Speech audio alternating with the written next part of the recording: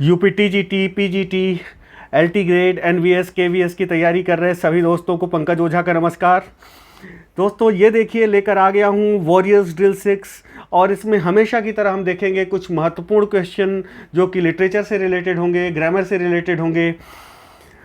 दोस्तों उसके पहले एक शेर हो जाए, डर मुझे भी लगा फासला देखकर, डर मुझे भी लगा फासला देखकर, पर मैं बढ़ता गया रास्ता देखकर, खुद ब खुद मेरे नज़दीक आती गई मेरी मंजिल मेरा हौसला देखकर। तो दोस्तों पढ़ाई करते रहिए, मेहनत करते रहिए। एग्ज़ाम्स कब होंगे ये आपके कंट्रोल में नहीं है, ये आपके क्लेम में नहीं है, लेकिन जब भी एग्ज़ाम हो आप तैयारी तो आपकी रहे, आप तैयार तो रहें, आप तैयार हैं कि नहीं, हाउ इज़ द जोश, ये मायने रखता है कि आप वेदर यू आर रेडी और नॉट। तो आप अपने आप को तैयार रखिए टीजीटी के लिए, पीजीटी के लिए या कोई भी एग्ज़ाम हो, एनवीएस, केवीएस, यूजीसी नेट, अपने आप को तैयार रखिए। आइए शुरू करते हैं आज का पहला प्रश्न। वॉरियर्स ड्रिल 6 में पहला क्वेश्चन है, Shakespeare's Measure for Measure is dark comedy, pure comedy, tragicomedy, romantic comedy. अब आपको मैं ट्रिक भी बता चुका हूँ, ओके, और इस पर शेक्सपियर के जो प्रॉब्लम प्लेस पर, और मैंने प्रॉब्लम प्लेस के बारे में जब बताया था तभी मैंने आपको ये भी बताया था कि प्रॉब्लम प्लेस को ही सॉम्बर प्लेस कहते हैं और उन्हें ही डार्क कॉमेडी कहते हैं। तो मेजर फॉर मेजर क्या है, यहाँ पर डार्क कॉमेडी है। जिन लोगों ने ट्रिक्स एंड कोट्स का वो वीडियो देखा होगा उनको तुरंत जहन में आ जाएगा, कोई डाउट नहीं होगा। नेक्स्ट क्वेश्चन पे आते हैं दोस्तों, बिना कोई आपका समय लिए। और दोस्तों लाइव बहुत लोग कह रहे थे सर लाइव क्यों नहीं आते। लाइव आने से आप ही लोग कहते हैं कि अब समय बहुत ज़्यादा जाता है और सर इस तरह में बहुत कम समय में बहुत ज़्यादा मटेरियल मिल जाता है और लाइव आने में सर बहुत ज़्यादा। तो लाइव मैंने सोचा है कभी जब भी आया करूँगा। अपने पास पूरा पैराफेरेलिया है, पूरा डिजिटल बोर्ड है, कैमरा है और बाकी चीज़ें जो भी रिक्वायरमेंट होती है, लाइटिंग, बाकी चीज़ें सब कुछ है, लेकिन आप लोगों की वजह से जिसमें आप राज़ी हैं उसमें हम राज़ी हैं। हाँ, लेकिन थोड़ा सा YouTube वीडियो को देखिए, बार बार देखिए, व्यूज़ को बढ़ाइए। आइए दूसरा क्वेश्चन देखते हैं। The meaning of the liaison is, liaison की मीनिंग क्या होगी? Hatred, love, rough, intimacy. जो लिएजन होता है दोस्तों it's kind of intimacy. Question number 2 में डी जवाब देने वाले सबसे बिल्कुल सबके सब सही हैं। नेक्स्ट क्वेश्चन पे आते हैं। Which of the following does not constitute three unities a popular component of a drama? जो 3 क्लासिकल यूनिटीज़ हैं इनमें से कौन सी नहीं है, आपको ये बताना है कौन सी नहीं है। Unity of events, unity of place, unity of time, unity of action.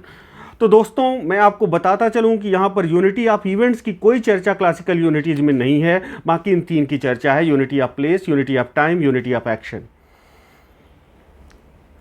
Next question पे आते हैं दोस्तों। The antonym of unimpeachable, unimpeachable, sorry, the antonym of unimpeachable is, unimpeachable का एंटोनिम क्या होगा आप बताइए। जिसे इम्पीच ना किया जा सके वो है अनइम्पीचेबल और इसका एंटोनिम क्या होगा आपको बताना है। क्वेश्चन नंबर 4 का जवाब देना है। जिस पर अभियोग ना लगाया जा सके वो अनइम्पीचेबल हो गया। ब्लेम वर्दी, जिस पर आरोप लगाया जा सके, तो यहाँ पर बी जवाब देने वाले सबके सब सही कंसीडर किए जाएंगे दोस्तों, ओके। तो unimpeachable is the antonym of blameworthy, keep this in mind, okay. Unimpeachable इस भी अर्थ में आता है कि जिस पर आप डाउट ना कर सकें, संदेह ना कर सकें, प्रश्न ना उठा सकें, वो भी अनइम्पीचेबल है, okay. Not able to be doubted, questioned और क्रिटिसाइज्ड, वो भी अनइम्पीचेबल होता है। नेक्स्ट क्वेश्चन पे आते हैं। Who coined the term dissociation of sensibility? Who coined the term आपको बताना है, बिल्कुल आपको association of sensibility, dissociation of sensibility, objective correlative, जाहिर सी बात है अब आपको समझ में आ गया होगा। क्वेश्चन नंबर 5 की अगर बात करें तो टी.एस. एलियट ने dissociation of sensibility term coin किया, ओके। इसको बहुत डिटेल में पढ़ाया जा चुका है, प्रीवियस वीडियोज में देख लीजिए या ऐप पर आकर देख लीजिए। हाँ, आप लोग ट्रिक के बारे में पूछ रहे थे, ट्रिक के सारे वीडियोज का कलेक्शन ऐप पर उपलब्ध है, बाकी यूट्यूब पर भी ट्रिक्स उपलब्ध हैं, आप देख सकते हैं, उसमें कोई इतना बड़ा इशू नहीं है। ट्रिक्स के जरिए पढ़ाने की वजह से ही शुरू से आपने मुझे जाना है तो ट्रिक पर लगभग मोर देन 50+ वीडियो हम आपको देंगे और वो वीडियोस आपको समय समय पे मिलते रहेंगे। Let's come to the next question. Expressionism was a revolt against. Expressionism किसके खिलाफ एक विद्रोह था, आपको बताना है। जो एक्सप्रेशनिज्म का मूवमेंट चला वो किसके खिलाफ था, आपको बताना है किसके खिलाफ ये विद्रोह हुआ। क्वेश्चन नंबर 6, ये रिवोल्ट किसके खिलाफ हुआ। क्वेश्चन नंबर 6 की बात करें दोस्तों तो बिल्कुल A is the right option. Naturalism के खिलाफ ये रिवोल्ट था, ये ध्यान में रखिएगा। Let's come to the next question. An object that can be easily shaped in any desired mold is called। कोई भी जो ऑब्जेक्ट है जो किसी डिजायर्ड मोल्ड में शेप किया जा सके उसे क्या कहेंगे, उसे कहेंगे any object that can be easily shaped in any desired mould is malleable. B is the right answer. Okay, let's come to the next question. Choose the right meaning of the word effeminate from the following. What do you mean by effeminate. अगर किसी को इफेमिनेट कहते हैं तो क्या होगा, हिंदी में तो होगा स्त्रैण, जो स्त्रियों जैसे स्वभाव वाला हो। अब बिल्कुल आपको समझ में आ गया होगा कि क्वेश्चन नंबर 8 का आंसर क्या होगा। A man who is womanish in his habits. A is the right answer. Let's move on to next question. Which of the following words does not refer to manner of walking. इनमें से कौन manner of walking को refer नहीं करता। Okay, आपको ये बताना है मैनर ऑफ वॉकिंग को इसमें से कौन रिफर नहीं करता। Question number 9। क्वेश्चन नंबर 9 में यहाँ पर हैगल है, वो वॉकिंग को रिफर नहीं करता, ये ध्यान में। ट्रज वॉकिंग को रिफर करेगा, स्ट्राइड वॉकिंग को रिफर करेगा, मतलब वॉकिंग का एक तरीका होता है। वैडल भी वॉकिंग का एक तरीका होता है, लेकिन हैगल जो होता है ये वॉकिंग का तरीका नहीं है। ओके, हैगल क्या है, आप में से कोई बता सकता है कमेंट में, हैगल क्या है। What is Hegel. जो हैगल होता है वो किसी से आर्ग्यू करने के अर्थ में आता है। जब आप किसी से आर्ग्यू करते हैं, खासकर जब तक आप किसी अग्रीमेंट पे ना पहुंच जाएं, ओके, या मोल भाव करना, इस अर्थ में भी आता है हैगल। ओके, तो Hegel is not a walking type. Okay,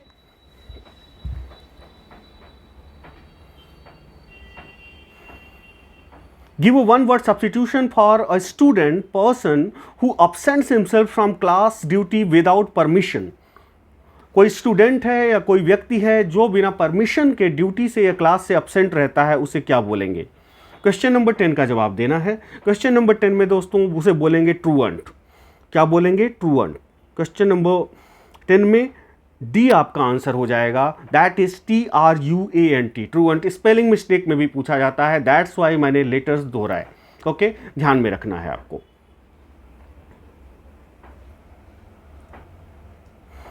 according to Wordsworth the poet is different from other men in that the poet has chaotic, irregular and fragmentary sensibility, B more lively sensibility, C rational sympathy, D emotion। Question number 11 को respond करना है आपको। Question number 11 में जिन्होंने अगर पढ़ा होगा Wordsworth को, हमारे लेक्चर्स देखे होंगे या कहीं से भी पढ़ा होगा, अगर आपने ठीक से पढ़ा है तो आप बता सकते हैं।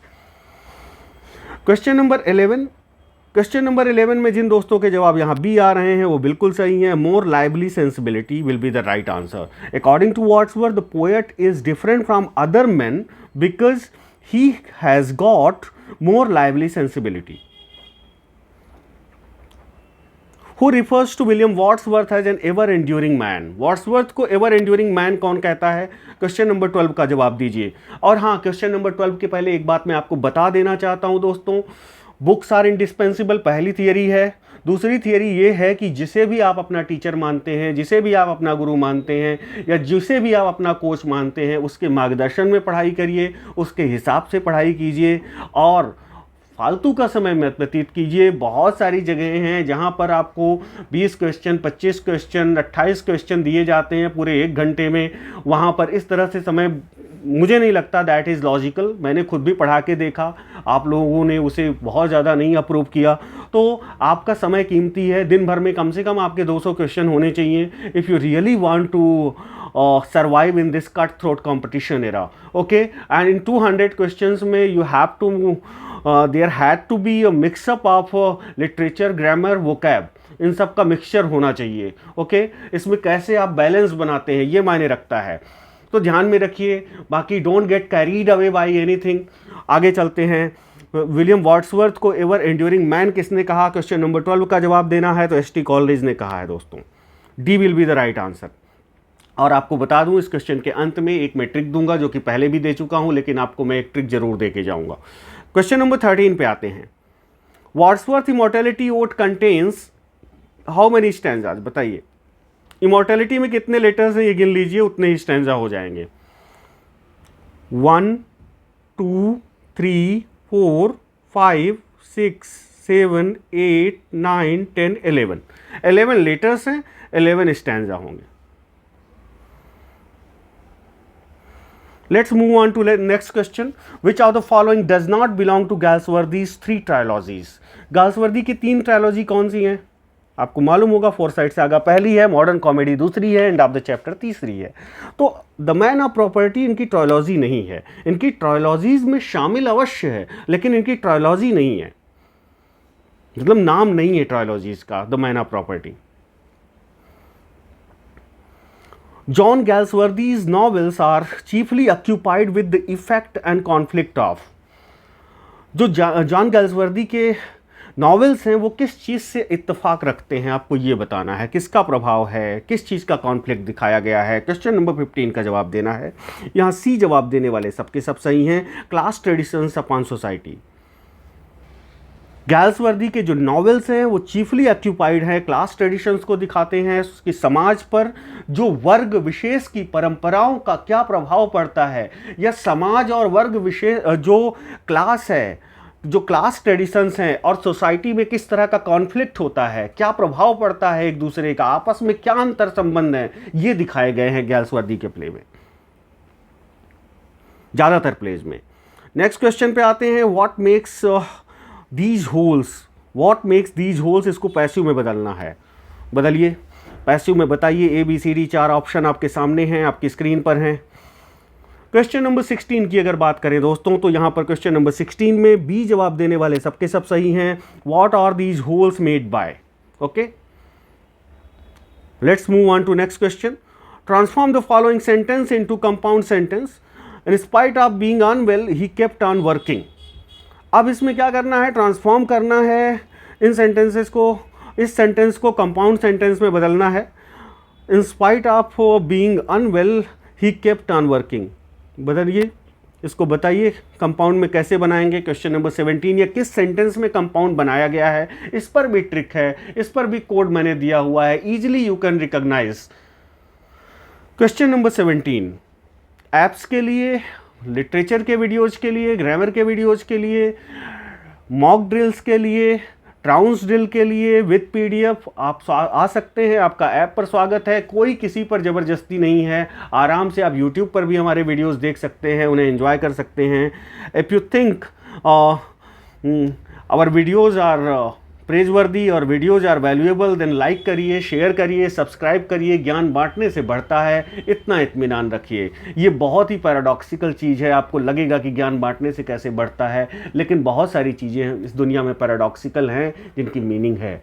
Okay, question number 17, question number 17 में सी सही होगा।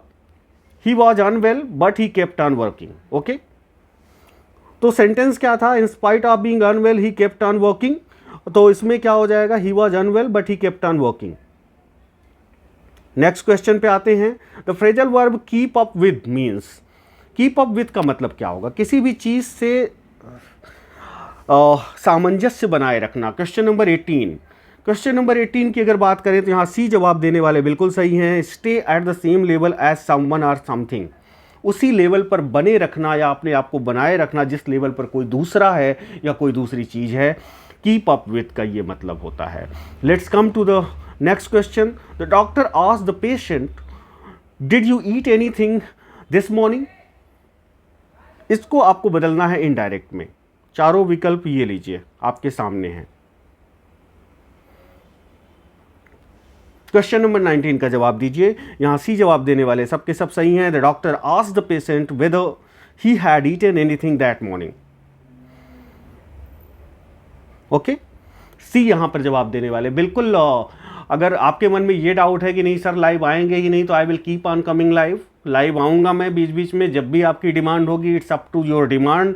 जब परिस्थितियाँ होंगी, जब कॉन्टेक्स्ट होगा, बिल्कुल लाइव आता रहूँगा। मैंने पहले ही कहा है जब लाइव आना होगा तो सैटरडे या संडे को आ जाया करूँगा, और कोई प्रॉब्लम भी नहीं है लाइव आने में। बस दिक्कत ये है कि आपका जो टाइम है वो अगर आप मुझे डिवोट करते हैं तो उसमें एफिशिएंसी होनी चाहिए, उसमें इफेक्टिवनेस होनी चाहिए। अगर आप मेरे पास 20 क्वेश्चन के लिए भी आते हैं तो जितने समय में 20 क्वेश्चन मुझे देना चाहिए उतना ही समय मैं लूँ, उससे ज़्यादा समय ना लूँ मैं। और 20 क्वेश्चन आपको रिमाइंड करा के जाएं कि इन्हें कैसे तैयार करना है, या ये 20 क्वेश्चन बिल्कुल इंपॉर्टेंट हैं।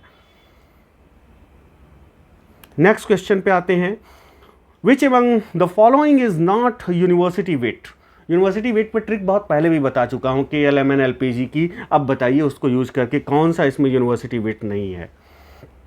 John lily, George Peele, Robert Greene, Thomas Middleton. तो जाहिर सी बात है यहाँ पे डी ऑप्शन सही होगा। और इसके लिए आप ये ट्रिक याद रखिए, फिर से मैं आपको दे देता हूँ। ये देखिए, इसको थोड़ा सा मैं जूम करता हूँ ताकि आपको दिख सके साफ साफ। ये देखिए आपकी स्क्रीन पर है KLMN LPG। LPG सिलेंडर जानते हैं ना, पहले तो अल्फ़ाबेटिकल चलिए, K के बाद L आता है, M आता है, N आता है, यहाँ तक हुआ। उसके बाद हमें आना है LPG पर। तो ये LPG सिलेंडर याद रखिए, पहले K से शुरू कीजिए, KLMN, फिर LPG। K stand for Kyd, Kyd is Thomas Kyd. L stand for Lodge, okay, L for Lodge, Lodge is Thomas Lodge, ध्यान में रखिएगा। लॉज कौन हो जाएंगे, टॉमस लॉज हो जाएंगे।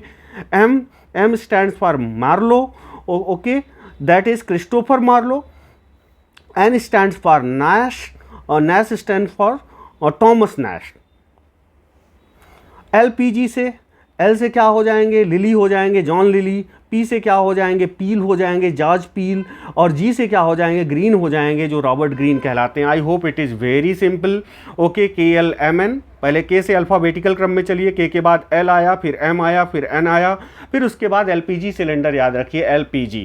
यूनिवर्सिटी विट्स कभी नहीं भूलेंगे आपके, यही होते हैं यूनिवर्सिटी विट्स। और इसकी PDF आपको ऐप पर अवेल करा दी जाएगी, और यहाँ पर भी आप इसका स्क्रीनशॉट चाहें तो ले सकते हैं, no problem. Okay, thank you very much for watching this session. Okay, और ऐप पर एक और ट्रिक लेके मैं आऊँगा। Apart from this trick will be provided on app, and apart from this trick one more trick will be available on app. और total हम 50+ trick app पर देने जा रहे हैं। Thank you very much for watching this session.